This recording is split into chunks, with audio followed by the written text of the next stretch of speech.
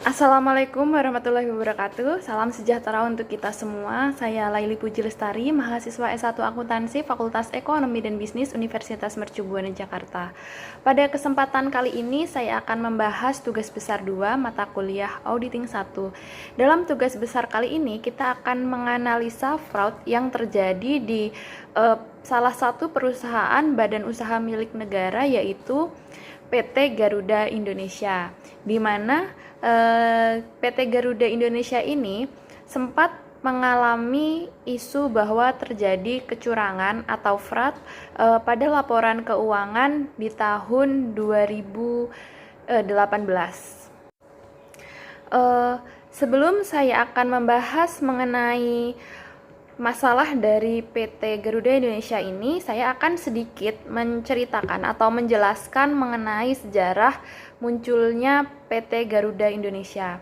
Nah, PT Garuda Indonesia ini lahir pada tanggal 21 Desember 1949 yang dilaksanakan perundingan lanjutan dari hasil KMB antara pemerintah Indonesia dengan maskapai KLM mengenai berdirinya sebuah maskapai nasional. Presiden Soekarno memilih dan memutuskan Garuda Indonesia Airways atau JIA sebagai nama maskapai ini. Nah, kemudian dalam mempersiapkan kemampuan staf udara Indonesia, KLM bersedia menempatkan sementara stafnya untuk tetap bertugas sekaligus melatih para staf udara Indonesia. Karena itulah pada masa peralihan ini, Direktur Utama pertama JIE merupakan orang Belanda, Dr. E. Konijnenburg. Armada pertama JIE pertama pun merupakan peninggalan KLM IIB. Kemudian penerbangan perdana Garuda Indonesia Airways atau JIA sehari setelah pengakuan kedaulatan Republik Indonesia oleh Belanda, yaitu pada tanggal 28 Desember 49, dua buah pesawat Dakota atau DC-3 berangkat dari Bandar Udara Kemayoran Jakarta menuju Jogja untuk menjemput Soekarno, dibawa kembali ke Jakarta yang sekaligus menandai perpindahan kembali ibu kota RI ke Jakarta. Sejak itu JIA terus berkembang hingga dikenal sekarang sebagai Garuda Indonesia. Nah, PT Garuda Indonesia ini pada masa kini melayani lebih dari 60 destinasi di seluruh Indonesia di berbagai lokasi eksotis di Indonesia. Seperti kita tahu, dari produk-produk dari pesawat Garuda Indonesia ini memiliki beberapa macam kelas, yaitu ada ekonomi, kemudian eksekutif, dan first class. Kemudian rute Garuda Indonesia ini juga merupakan rute terbanyak di Indonesia. Kemudian juga melayani rute internasional. Selain domestik, Garuda Indonesia ini melayani rute internasional, dan Garuda Indonesia ini memiliki Garuda Indonesia Group mengoperasikan 210 armada pesawat. Kemudian Garuda Indonesia sebagai mainboard saat ini juga mengoperasikan sebanyak 142 pesawat. Kemudian Citylink mengoperasikan sebanyak 68 armada. Seperti kita tahu, Citylink ini merupakan anak perusahaan dari PT Garuda Indonesia. Nah, pada tahun 2019 sempat diduga bahwa Garuda Indonesia ini mengalami kecurangan laporan keuangan, yang diduga dari laporan keuangannya ini terdapat kelebihan laba atau kelebihan pencatatan pendapatan dari PT Mahata yang merupakan subsidiari atau supplier dari yang bekerja sama dengan PT Garuda Indonesia. Nanti saya akan menampilkan di mana letak dari kecurangan laporan keuangan itu. Nah, modus operandi dari terjadinya kecurangan laporan keuangan di PT Garuda Indonesia ini yaitu terdapat pencatatan pendapatan dari PT Mahata yang seharusnya pendapatan tersebut belum dicatat karena PT Mahata sendiri masih berhutang atau belum membayarkan kepada PT Garuda Indonesia. Kemudian setelah dicek kembali di laporan arus kas, di dalam laporan arus kas tersebut tidak mencantumkan penerimaan kas dari PT Mahata, sehingga Dari situ dapat disimpulkan bahwa PT Mahata sendiri belum melakukan pembayaran kepada PT Garuda Indonesia. Di situ pihak-pihak direksi, jajaran direksi dari PT Garuda Indonesia sendiri telah mengakui bahwa memang terdapat selisih pendapatan atau selisih laba yang sangat signifikan dan laporan keuangan tersebut telah direvisi. Kemudian sebelumnya saya mohon maaf karena tidak bisa mencantumkan laporan keuangan tersebut secara full karena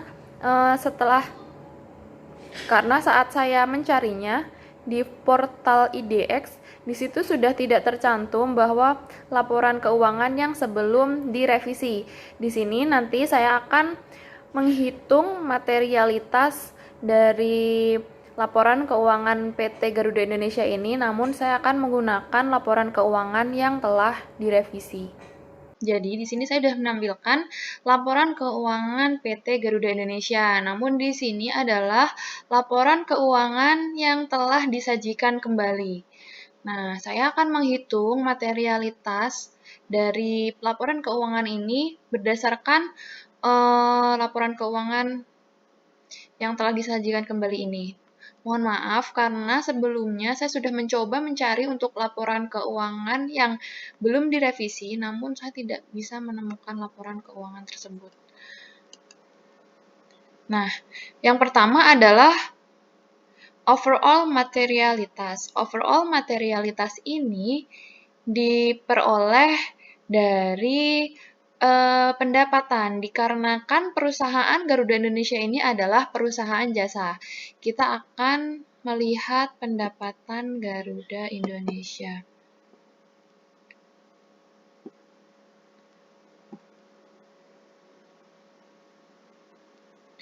Di sini yaitu pendapatan usaha sebesar 4373. Kita yang pertama adalah overall materiality. Persentase dari overall materialitas ini dikarenakan Garuda Indonesia ini merupakan perusahaan BUMN yang menurut saya adalah low risk, jadi saya mengambil persentase sebesar 2%. Nah, biasanya persentase ini telah ditentukan oleh kantor akuntan publik atau dari perusahaan tersebut. 2% dari pendapatan. 2% dikali pendapatan tadi yaitu 4373177.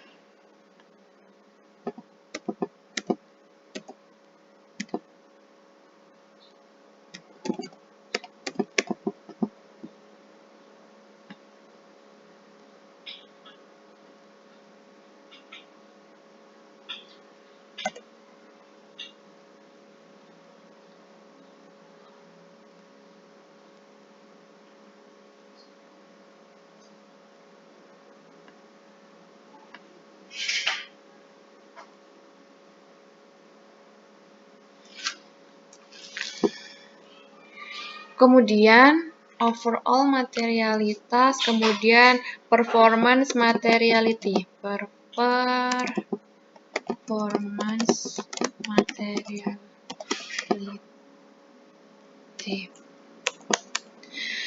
Performance materialitas ini yaitu 80% dikali dari overall materialitas. 80% dikali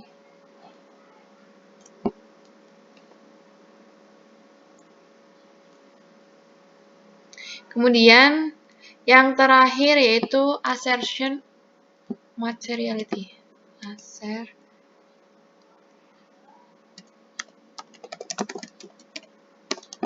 Nah, nilai AM ini yang nanti akan kita jadikan sebagai dasar dalam penentuan jumlah sampel.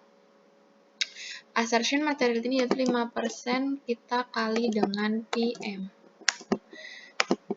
5% dikali dengan M. Nah, kita sudah mengetahui seberapa banyak nilai dari OM, PM, dan AM dari PT Garuda Indonesia, yaitu nilai AM-nya 87.463.541, kemudian PM-nya 69.970.833, dan AM-nya 3.498.542. Kemudian pada soal yang selanjutnya yaitu bagaimana Anda melakukan prosedur analitis laporan keuangan entitas horizontal, vertikal, dan rasio antar akun.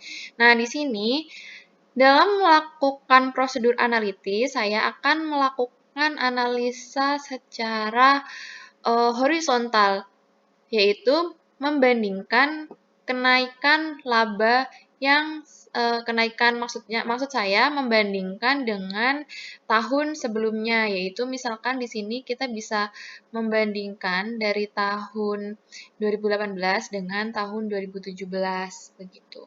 Kemudian jika kita ingin menganalisa rasio, kita bisa menganalisa rasio seperti quick rasio, kemudian ROA, ROE dari laporan keuangan tersebut. Nah, selanjutnya yaitu apa saja yang Anda tanyakan kepada Direktur Keuangan Entitas. Nah, yang akan saya tanyakan kepada Direktur Keuangan dari PT Garuda Indonesia adalah apakah terdapat prosedur dalam pencatatan keuangan PT Garuda Indonesia. Kemudian saya akan meminta dokumen dari laporan keuangan PT Garuda Indonesia dan saya akan meminta prosedur dari penerimaan pendapatan, kemudian apakah terdapat pemisahan kinerja antara divisi-divisi yang terkait, kemudian saya akan meminta bukti-bukti transaksi dari laporan keuangan tersebut.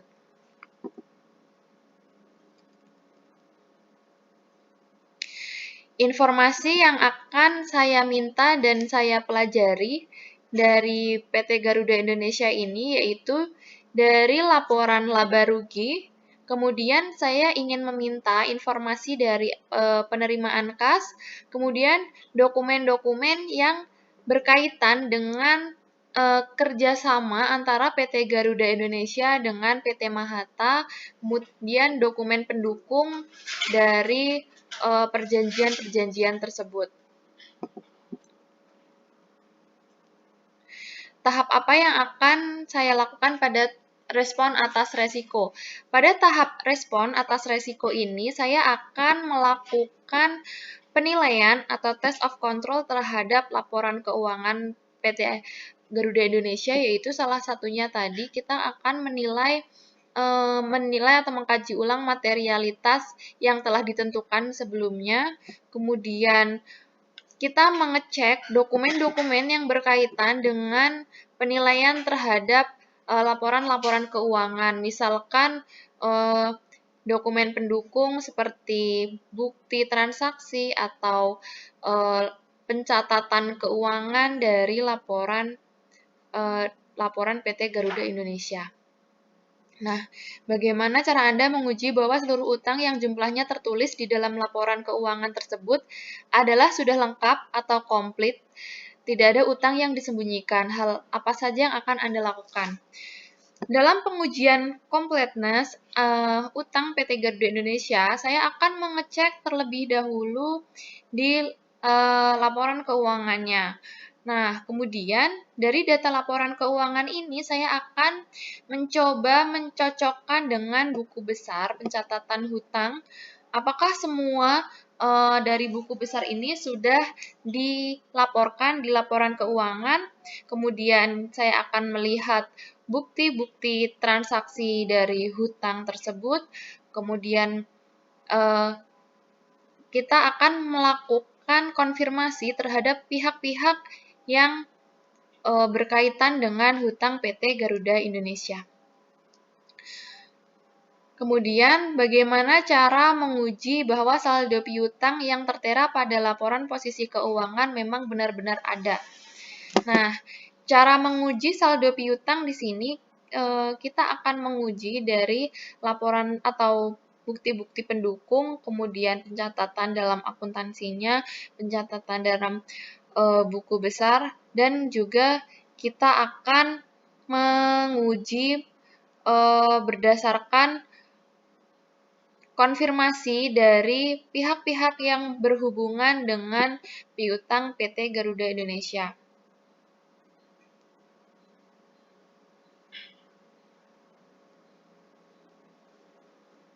Kemudian sekarang lihatlah laporan laba ruginya atau laporan laba rugi dan penghasilan komprehensif lain. Bagaimana cara menguji bahwa biaya depresiasi aset tetap pada entitas tersebut sudah benar penghitungan valuasinya. Coba kita di sini akan mengecek di laporan laba rugi depresiasi aset tetap.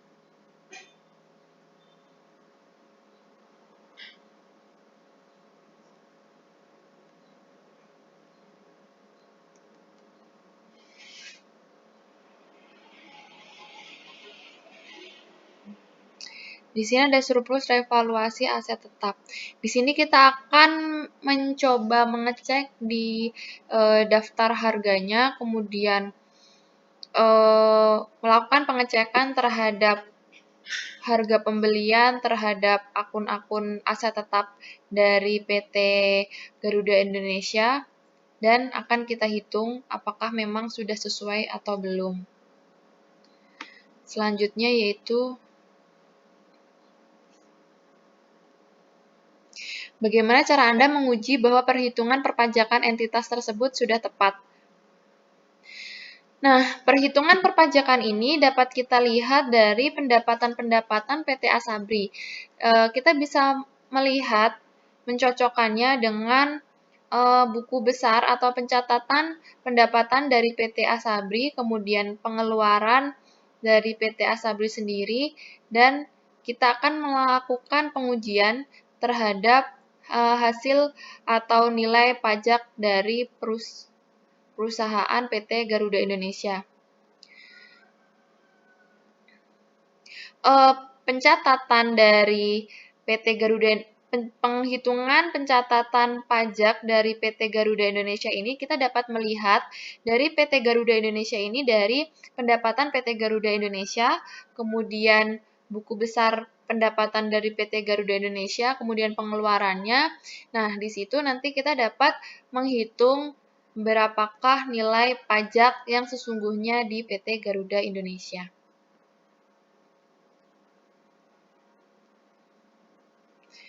Kemudian selanjutnya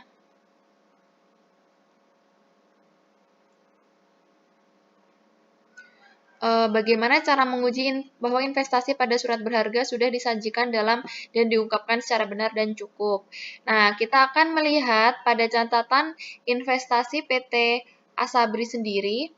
Di sini apakah memang sudah sesuai atau belum?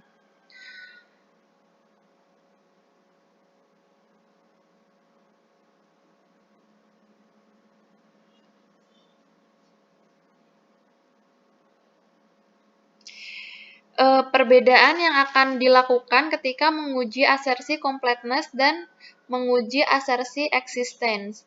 Dalam menguji asersi completeness yaitu kita mencocokkan apakah data-data yang ada di buku besar kemudian di pencatatan akuntansi sudah semua dituangkan di laporan keuangan.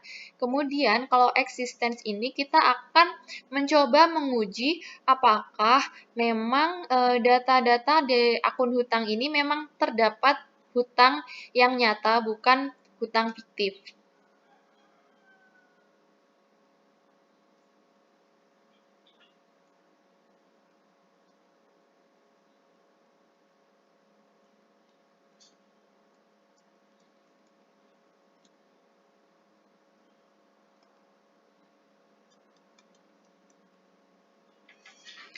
Kemudian soal yang selanjutnya yaitu dalam hal Anda menggunakan metode sampling saat audit, sebutkan kapan Anda menggunakan metode sampling tersebut dan ceritakan prosesnya.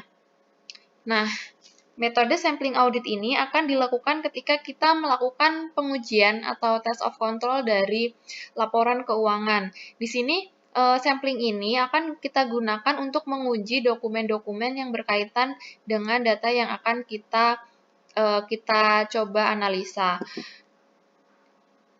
Kemudian, cara kita melakukan pengujian sampel ini, pertama kita akan menentukan materialitas terlebih dahulu, kemudian kita menentukan berapa range sampel yang akan kita uji, kemudian kita akan memilih sampel-sampel dari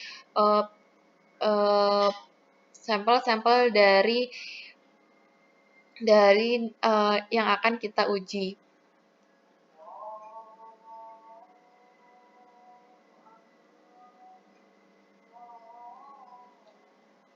Nah, untuk opini di sini di laporan keuangan PT Asabri, opini yang diberikan oleh auditor adalah menurut opini kami, laporan keuangan konsolidasi yang diubah dan disajikan kembali terlampir menyajikan secara wajar dalam semua hal yang material posisi keuangan konsolidasi PT Garuda Indonesia, perusahaan PTBK dan entitas anak tanggal 31 Desember 2018, serta kinerja keuangan dan arus kas konsolidasi untuk tahun yang berakhir pada tanggal tersebut sesuai dengan standar akuntansi keuangan di Indonesia.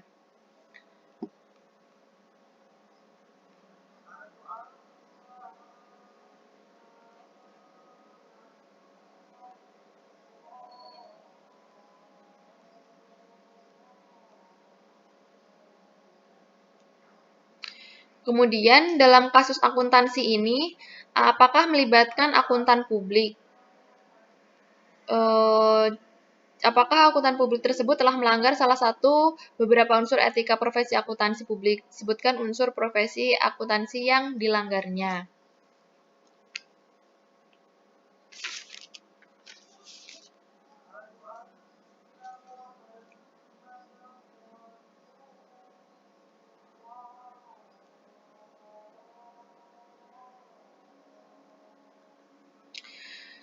Di sini PT Garuda Indonesia menggunakan akuntan publik, yaitu kantor akuntan publik Tanubrata Sutanto dan rekan. Di sini mereka melakukan pelanggaran atau melanggar etika profesi dari akuntan publik, yaitu profesionalitas, di mana KAP tersebut telah melakukan auditor yang tidak berdasarkan dengan standar akuntansi yang berlaku.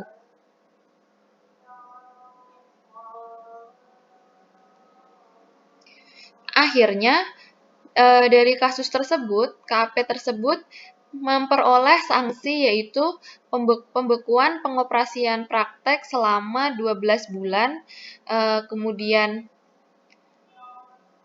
peringatan secara tertulis kepada KAP tersebut. Demikian penjelasan mengenai kasus fraud di PT Garuda Indonesia. Mohon maaf bila terdapat banyak kekurangan. Billahi taufiq wal hidayah. Wassalamualaikum warahmatullahi wabarakatuh.